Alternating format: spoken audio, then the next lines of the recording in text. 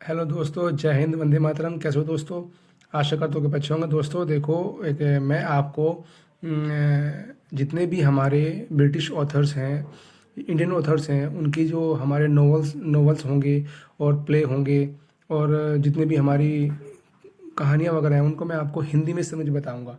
ठीक है? तो दोस्तों प्लीज़ ज़्यादा ज़्यादा इसको वीडियो को लाइक कीजिए और शेयर कीजिए। ठीक है? तो शुरू करते हैं। हमारा पहला है हैमलेट, विलियम शेक्सपियर। तो इसमें क्या है, हमारे पहले एक जान लेते हैं इसकी शॉर्ट समरी क्या है। हैमलेट एक ट्रेजिक स्टोरी है जिसमें कई सारे किरदार हैं और शेक्सपियर की कहानी बिना किरदारों को जाने समझी नहीं जा सकती। हैमलेट कहानी के जो कैरेक्टर्स हैं वो ये नाम है। फर्स्ट है आपका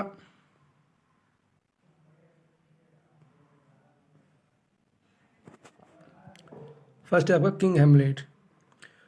तो किंग हैमलेट क्या है? डेनमार्क का राजा। ओके, नेक्स्ट है आपका प्रिंस हैमलेट। ये डेनमार्क का राजकुमार, यानी कि जो प्रिंस जो किंग हैमलेट है इसका बेटा है ये प्रिंस हैमलेट। नेक्स्ट है क्लोडियस, ये हैमलेट का चाचा और इस कहानी का दुश्मन है, यानी कि इस कहानी का विलन है। नेक्स्ट है गर्ट्रूड, ये इसकी हैमलेट की मम्मी है। नेक्स्ट है पोलोनस, ये राज्य का दरबारी है। इसका ओफिलिया, ये पोलोनियस की बेटी और हैमलेट की प्रेमिका है और लार्टीज की बहन है। उसके बाद लार्टीज, लार्टीज क्या, ओफिलिया का भाई है और पोलोनस का बेटा है। नेक्स्ट है होरेशियो, होरेशियो क्या है? हैमलेट का दोस्त है। तो दोस्तों ये आपका हो गया कैरेक्टर्स। अब हम उस कहानी पे चलते हैं। कहानी इस तरह की है। डेनमार्क के राजकुमार का नाम हैमलेट था। डेनमार्क में यह बात चल रही थी कि डेनमार्क के राजा और हैमलेट के पिता की सांप के काटने से मृत्यु हो गई है। डेनमार्क के राजा के मरने के बाद हैमलेट की मां ने राजा के भाई क्लोडियस से शादी कर ली। पर कुछ दिनों बाद लोगों के बीच किले के पास एक भूत भटकने की अफवाह फैलने लगी। डेनमार्क के किले पर भटकते भूत को महल के सैनिकों ने देखा था। सबका यही कहना था कि वह भूत महल के राजा हैमलेट का है। सैनिकों ने इस भूत के बारे में होरेशियो को बताया। होरेशियो जो कि हैमलेट का फ्रेंड था। होरेशियो एक अच्छा स्कॉलर और हैमलेट का दोस्त था। होरेशियो किसी भी चीज़ पर आसानी से यकीन नहीं करता था, इसलिए उन्होंने खुद जाकर तफ्तीश की इसकी कि देखिए ये भूत वाकई में किंग हैमलेट का है या फिर किसी और का है। तो होरेशियो महल के किले के पास गया। होरेशियो को भी वह भूत दिखाई दिया और भूत को देखकर वो समझ गए कि यह भूत राजा का ही भूत है। अब यह बात जानने के बाद होरेशियो ने यह बात हैमलेट को बताई और दोनों राजा के भूत से मिलने के लिए गए। पास जाकर राजा के भूत ने हैमलेट को बताया कि वे सांप के काटने से नहीं मरे हैं, बल्कि उन्हें तो उनके भाई क्लोडियस ने विष देकर मारा था, यानी कि तुम्हारी माँ गट्रूड के साथ मिलकर मुझे मारा है। अब राजा के भूत ने हैमलेट को कहा कि तुम्हें मेरी मौत का बदला लेना होगा। हैमलेट हैमलेट तुम्हें मेरी मौत का बदला लेना होगा, तुम्हें मेरी मौत का बदला जरूर लेना होगा। यह कहते कहते भूत गायब हो गया। अब क्या हुआ, अपने पिता के भूत की ये बातें सुनकर हैमलेट को बहुत बुरा लग रहा था और उसे बहुत तेज गुस्सा भी आया। गुस्से में हैमलेट ने प्रण लिया कि वह अपने पिता की मौत का बदला जरूर लेगा। लेकिन बदला लेने से पहले हैमलेट भूत के द्वारा बोली की बात को पक्का करना चाहता था कि ये सही में है या कुछ और है। इसलिए हैमलेट ने पागल होने का नाटक शुरू कर दिया या कुछ ऐसी एक्टिविटी करने लगा जिससे लोग समझे कि ये पागल हो गया है। अब हैमलेट कहने लगा कि उसे सभी लड़कियों से नफरत है, वह किसी भी लड़की को देखना नहीं चाहता है। हैमलेट ने सुसाइड करने की भी कोशिश की। उनकी इस हालत को देखकर सभी लोग परेशान हो गए। हैमलेट की माँ को अपने बेटे की इस हालत को देखकर काफी बुरा लग रहा था। पोलोनस को लग रहा था कि हैमलेट की इस हालत की जिम्मेदार उनकी बेटी ओफिलिया है। इसलिए हैमलेट की हालत के बारे में और जानने के लिए पोलोनस ने उनके ऊपर निगरानी रखना शुरू कर दिया। पोलोनस के साथ साथ राजा और रानी ने भी हैमलेट के बारे में जानने के लिए उनके पीछे उनके दो दोस्तों को लगा दिया, यानी ये रोसेनक्रेंट्ज एंड गिल्डेस्टर्न हैं, ये दो दोस्त हैं। अब पागलपन का ड्रामा करते हुए हैमलेट ने राजा के दरबार में एक नाटक पेश किया, यानी कि उसने क्या कहा, एक माउस ट्रैप का नाम का एक नाटक है। उन्होंने उस चीज़ को हैमलेट ने जो क्लोडियस है उसके सामने उसके दरबार में पेश किया कि एक मैं नाटक पेश करना चाहता हूँ। अब हैमलेट के मन में ये बात थी कि वह इस चीज़ से पक्का हो जाएगा कि मेरे पिता को चाचा ने मारा है या नहीं मारा है।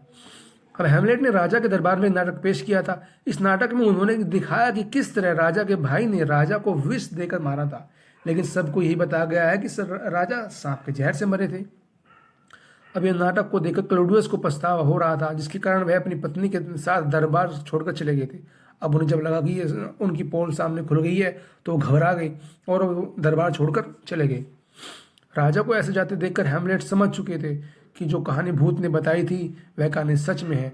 अपने पिता की मृत्यु की असलियत जानकर हेमलेट को बहुत गुस्सा आ रहा था। गुस्से में हेमलेट डेनमार्क की रानी यानी कि अपनी माँ के पास गए और बातें करने लगे। हेमलेट को अपनी माँ के ऊपर बहुत गुस्सा आया कि उन्होंने अपने पति के हत्यारे से ही शादी कर ली। हेमलेट ने अपनी माँ को बहुत खरी खोटी सुनाई। हेमलेट इतना ज़्यादा गुस्सा था कि उसकी माँ को लग रहा था कि कहीं वह उन्हें मार ही न दे। इस बातचीत के दौरान हेमलेट को कमरे में अचानक पर्दे हिलने की आवाज़ सुनाई दी, तो उन्हें लगा कि कोई और नहीं बल्कि क्लॉडियस है।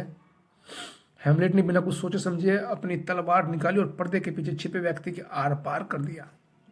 जब पर्दे के पीछे वह व्यक्ति बाहर आया तब हेमलेट को पता चला कि वह व्यक्ति क्लॉडियस नहीं बल्कि पोलुनस है। पोलुनस को इस हाल में देखकर हेमलेट को काफ़ी बुरा लग रहा था, लेकिन जो भी हो उनके हाथों से एक इंसान की मौत हो चुकी थी। पर डेनमार्क का कानून काफ़ी सख्त था, इसलिए हेमलेट को इस राजा से बचाने के लिए क्लॉडियस ने हेमलेट को इंग्लैंड भेजने का निश्चय किया, सजा से बचने के लिए, जहां उन्होंने पहले ही अपने आदमियों को संदेश दे रखा था कि हेमलेट को वहां पर मार दे।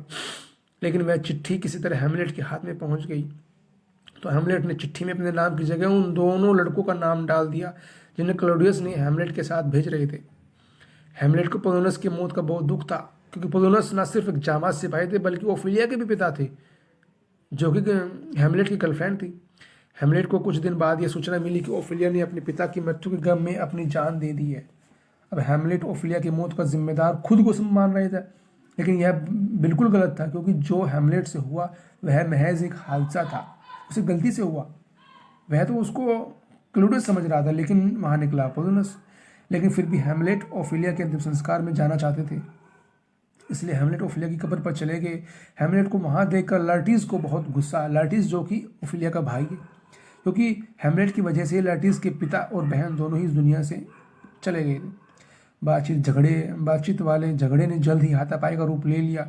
राजा क्लॉडियस ने दोनों को रोकते हुए कहा कि अगर तुम दोनों युद्ध पर लड़ना ही चाहते हो तो असली योद्धा की तरह लड़ो, क्या कार की तरह लड़ते हो। हेमलेट ने लार्टिस के साथ तलवारबाजी का मुकाबला स्वीकार कर लिया। हेमलेट और लार्टिस ने अपनी अपनी तलवारें ले ली, पर क्लॉडियस ने लार्टिस को कहा कि अगर तुम हेमलेट को मारना चाहते हो तो अपनी तलवार की नोक पर यह विष लगा लो, यानी जहर लगा लो। फिर जैसे ही तलवार हेमलेट के शरीर पर कोई घाव करेगी तो हेमलेट की मौत हो जाएगी। तलवारबाजी का यह खेल शुरू हो गया। हेमलेट काफ़ी अच्छा लड़ रहा था। लड़ाई के दौरान राजा क्लॉडियस ने हेमलेट को पीने के लिए ड्रिंक ऑफर की, लेकिन हेमलेट ने उनसे कहा कि इस ऑफर को वह कहकर मना कर दिया कि अब इस लड़ाई के बाद ही अपने जीतने पर ही कुछ पिएंगे।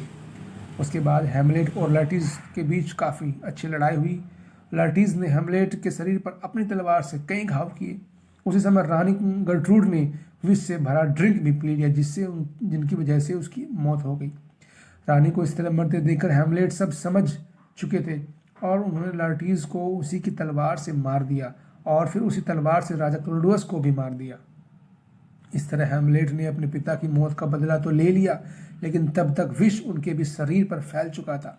अपने दोस्त हेमलेट को इस तरह मरते देखकर होरेशियो ने खुद भी मरने का फैसला किया, लेकिन हेमलेट ने उन्हें यह कहकर रोक दिया कि उसे दुनिया को बताना होगा कि हेमलेट और राजा के साथ क्या हुआ था। इस तरह अपने पिता की मौत का बदला लेते हुए हेमलेट की मौत हो गई। शेक्सपियर द्वारा लिखे गए इस नाटक हेमलेट का एक दुखद और ट्रेजिक अंत हुआ। जय हिंद, जय भारत। प्लीज़ दोस्तों, कहानी अच्छी लगी तो इसको प्लीज़ सब्सक्राइब करें और शेयर कीजिए। जय हिंद। अगली कहानी लेकर जल्दी प्रस्तुत होंगे आपके सामने।